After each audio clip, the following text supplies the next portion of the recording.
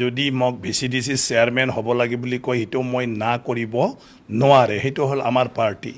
ডাঙৰটো আপুনি কৈছে এইটো ভাল কথা কিন্তু কালিৰ পৰা দলৰ দায়িত্ব লৈ কাম কৰক আৰু MLA স্পিকাৰ হ'ব নালাগে সেইটো মই মানিব লাগিব গতিকে বিজেপি দলটো হ'ল তেনেকুৱা ধৰণৰ দল কাৰণ ইয়াৰ মানে কি কয় আপোনাৰ হাই কমাণ্ড এই হাই কমাণ্ড বিলাক অকল ৰাজ্যতে মাত্ৰ নহয় এটো ৰাষ্ট্ৰীয় প্ৰেক্ষাপটটো চাই কোন ব্যক্তি কেতিয়া কত কি দায়িত্ব দিব কোন ব্যক্তি কেতিয়া বহাই থব লাগে ফৰ দি টাইম বিং কাৰণ বহাটো ৰাজনীতি উঠাই দিয়াটো ৰাজনীতি এটা মোৰ পাল্লা কত পৰিব এটাতো ভগৱানহে জানে মানে নহয় যে ডিপেন বড় বেচেৰা তেওঁ বড় জাতিৰ কাৰণে কাম কৰিছে তেওঁ নিউট্ৰেল হে ৰাজনৈতিক ব্যক্তি নহয় যিসকলে ৰাজনৈতিক ব্যক্তি নহয় তেওঁলোকে ৰাজনৈতিক ব্যক্তিসকলক তেনেকৈ আশা কৰে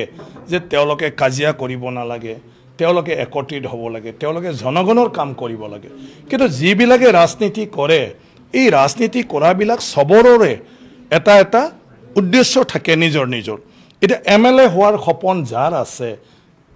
এটা সেই মানুহজন যদি MLA হ'ব নালাগে বুলি কোনবা কয়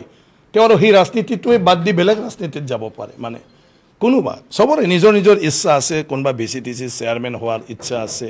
কোনবা ৰাজনীতিকভাৱে থাকি ফালে মানে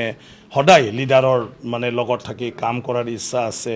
এনেকুৱা ধৰণৰ ৰাজনীতিটো হ'ল এটো নিউট্ৰেল হ'ব নোৱাৰে আৰু ৰাজনীতিটো সন্যাসী নহয় কাৰণ আপুনি যদি ক্ষমতা নহয় আদৰ্শক লৈ পালে জনগণৰ কি সেৱা কৰিব গতিকে আপুনি ক্ষমতা থাকিলেহে আজি ডক্টৰ মানে হিমন্ত বিশ্ব শৰ্মা ডাঙৰীয়াৰ নেতৃত্বত আজি অসমত বিজেপি দলৰ প্ৰত্যেকজন কৰ্মকৰ্তাই গৌৰৱৰে আজি ঘূৰি আছে কাম কৰি আছে কিহৰ কাৰণে যে ইয়াত আজি মানে আপোনাৰ ভাৰতীয় জনতা পাৰ্টি দলে কি কয় সৰকাৰ গঠন কৰি ফালে ইয়াত এই ৰাজ্যখনৰ আগুৱাই লৈ যোৱাৰ পলিচি নিজৰ ইচ্ছামতে কৰিব পাৰিছে